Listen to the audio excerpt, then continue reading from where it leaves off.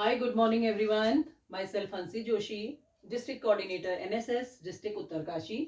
मैं आप सभी का अपने YouTube channel self development with हंसी जोशी में स्वागत करती हूँ। इस चैनल के माध्यम से हम राष्ट्रीय सेवा योजना यानी कि नेशनल सर्विस स्कीम, जो कि भारत सरकार के द्वारा छात्र छात्राओं के व्यक्तित्व विकास हेतु चलाई जा रही है, इस पर हम चर्चा कर रहे हैं। वर्तमान में हम राष्ट्रीय सेवा योजना का जो बीसी परीक्षा का पाठ्यक्रम है उस पर हम काम कर रहे हैं। इससे पूर्व भी मैंने जो है इसके टॉपिक वाइज मैंने कई वीडियो अपलोड किए हैं। तो आज का जो हमारा टॉपिक है बीसी परीक्षा पाठ्यक्रम का, वह है राष्ट्रीय सेवा योजना के अंतर्गत कार्यक्रम।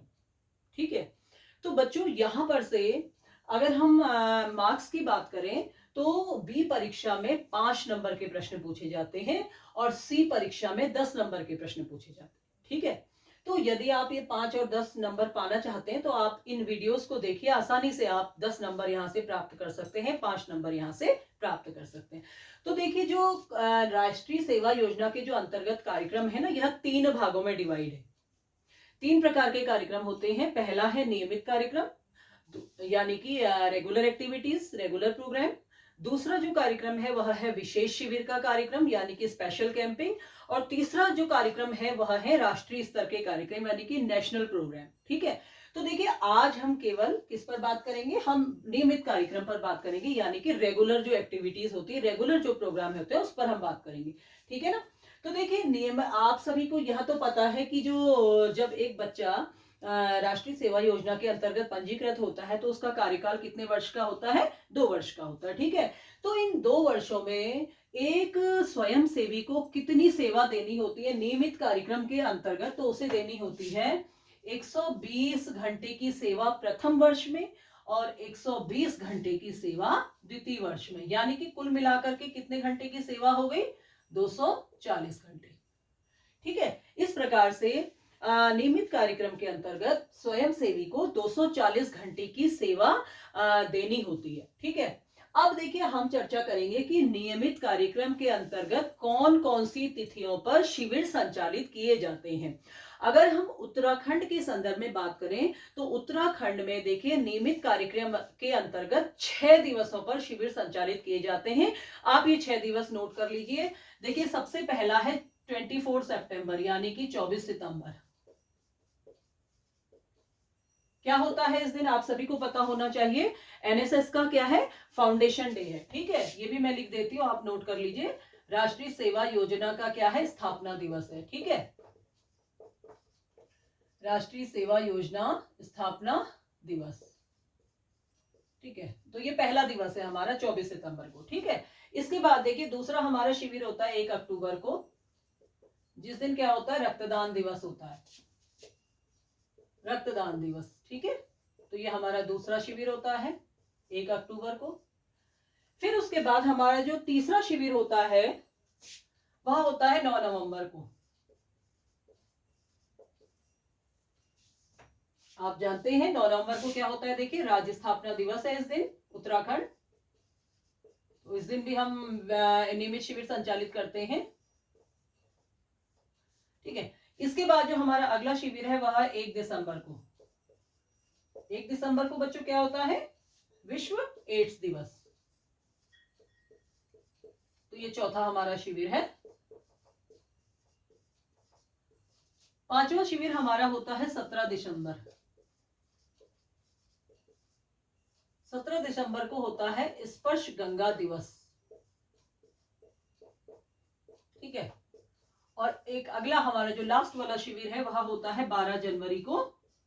तो 12 जनवरी यानी कि राष्ट्रीय युवा दिवस, राष्ट्रीय युवा दिवस। ठीक है, तो देखिए इस प्रकार से इन 6 तिथियों पर राष्ट्रीय सेवा की योजना के अंतर्गत नियमित कार्यक्रम संचालित किए जाते हैं। ठीक है ना। अब देखिए बच्चों, यहां पर एक बात आपको और जान लेनी चाहिए कि एक शिविर में एक बच्चा कितने घंटे सेवा देता है। तो एक शिविर में एक बच्चे को 8 घंटे सेवा देनी होती। एक शिविर बराबर कितने घंटे की सेवा है, 8 घंटे की। ठीक है, अब जो ये 8 घंटे होते हैं, थोड़ा और अंदर हम आ जाते हैं। ये 8 घंटे जो होते हैं ना, यह विभिन्न सत्रों में डिवाइड होते हैं। ठीक है, तो ये विभिन्न सत्रों में डिवाइड होते हैं, तो इसके बारे में भी आप देख लीजिए कि कौन कौन से सत्र होते हैं, यह भी मैं आपको बता देती हूँ। देखिए सबसे पहला जो सत्र होता है ना, हम उसको कहते हैं सांस्कृतिक सत्र। ठीक है, पहला सत्र क्या होता है, सांस्कृतिक सत्र होता है। तो यह सांस्कृतिक सत्र जो होता है इसकी अवधि होती है 1 घंटा। कार्यक्रम अधिकारी भी इसे नोट कर लें। सांस्कृतिक सत्र 1 घंटे का होता है। तो इस सांस्कृतिक सत्र में हम क्या करते हैं, जब भी कोई शिविर संचालित होता है, आयोजित होता है, तो वहां पर दीप प्रज्वलन होता है, वहां पर लक्ष्य गीत होता है, वहां पर देशभक्ति गीत होते हैं, तो वही सब सांस्कृतिक कार्यक्रम होते हैं, तो वही इसके अंतर्गत आयोजित किए जाते हैं। तो इस सत्र को हम कहते हैं सांस्कृतिक सत्र। ठीक है सॉरी। अब इसके बाद जो दूसरा सत्र होता है उसको हम कहते हैं श्रमदान सत्र। श्रमदान सत्र। तो बच्चों यह श्रमदान जो सत्र होता है, यह होता है, इसकी अवधि होती है 3 घंटा। तो यानी कि एक शिविर में एक बच्चे को कितने घंटे का श्रमदान करना है, 3 घंटे का। ठीक है, इस 3 घंटे के अंदर वह जहां पर भी कार्यक्रम अधिकारी शिविर संचालित कर रहे हैं वहां पर वह चल अचल संपत्ति का निर्माण करता है, तो ये 3 घंटे उसको श्रमदान देना है। ठीक है, इसके बाद जो अगला सत्र होता है वह होता है जलपान सत्र। ठीक है, तो ये जलपान सत्र भी कितना होता है, 1 घंटे का होता है। यहाँ पर जो है कार्यक्रम अधिकारी द्वारा छात्र छात्राओं के लिए जलपान की व्यवस्था की जाती है और बच्चे थोड़ा आराम यहाँ पर करते हैं, तो ये 1 घंटा जलपान सत्र है। इसके बाद क्या होता है, देखिए अगला जो सत्र होता है नंबर 4, यानी कि उसको हम कहते हैं बौद्धिक सत्र। बौद्धिक सत्र। तो यह जो बौद्धिक सत्र होता है यह होता है 2 घंटे का। ठीक है, तो बौद्धिक सत्र की अवधि कितनी होगी, 2 घंटा हो गई। यहाँ पर क्या होता है, हम देखिए मतलब कार्यक्रम अधिकारी जो है अन्य लोगों को भी, गांव के गणमान्य लोगों को आमंत्रित करते हैं, फैकल्टीज को आमंत्रित करते हैं, तो वह क्या करते हैं, यहाँ पर अपने व्याख्यान देते हैं। इसके अलावा जो है विभिन्न प्रतियोगिताओं का आयोजन, वह सब इसी सत्र के अंतर्गत होता है। ठीक है, तो ये बौद्धिक सत्र हो गया। एक सत्र और आपका बचा, जो अंतिम सत्र है उसको हम कहते हैं मूल्यांकन सत्र। ठीक है, तो मैं यहां पर लिख देती हूं, देखिए नंबर 5वां क्या है, मूल्यांकन सत्र है। तो ये मूल्यांकन सत्र जो होता है इसकी अवधि कितनी होती है, इसकी अवधि भी 1 घंटा होती है।